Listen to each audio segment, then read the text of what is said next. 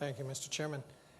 My compliments, Chairman, to you and your able secretariat for the high quality of the draft report, which is in our hands now. I'm impressed with the rapid turnaround that you have been able to achieve with this draft. Session 5 indeed unfolded as per the agenda. The record in the draft report is correct of who spoke on what subjects.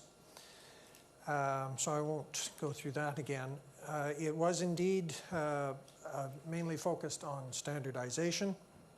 Two aspects, I think, came out, and I am indebted to Mr. Ingram of Ofcom, who made the observation that at the one level, we have a high-level requirement for standards for common methodology for evaluating the impact of greenhouse gas emissions of ICTs.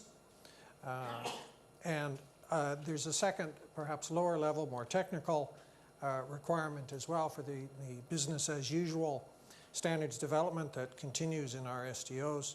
And that's represented by the checklists that we heard about as represented by Study Group 15 in ITUT and by the EE Committee within ETSI as well. Also at the lower level, as an example, is the sort of metric that I talked about myself, and the complexity of being able to define a standard energy consumption efficiency metric. So the message that these standards are necessary, standards of these types are necessary, has been delivered at this symposium by governments, by regulators, by operators, by vendors, and by the SDOs themselves. And particularly in my session, we had the vendor community represented, we had the regulatory community represented, and of course the SDOs. So the message has been well received. We heard from ITUT, from ETSI, from TTC that they have indeed got the message. And now the theme, I think, that has emerged is that the SDOs must make some progress as soon as practically possible. The ITUT focus group is to be applauded. I think it is widely supported by the Session 5 participants. We look forward to its launch.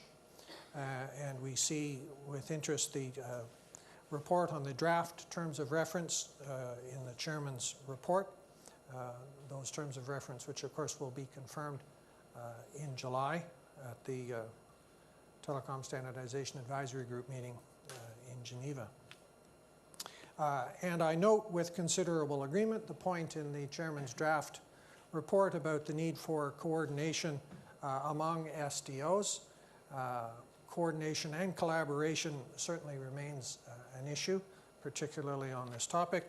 And those of us who are actively and personally engaged in planning coordination and collaboration among SDOs have a challenge now which we must address in the near future to prevent a duplication and a dispersion of effort. I think that is a fair summary of where we got to in Session 5. Thank you, Mr. Chairman.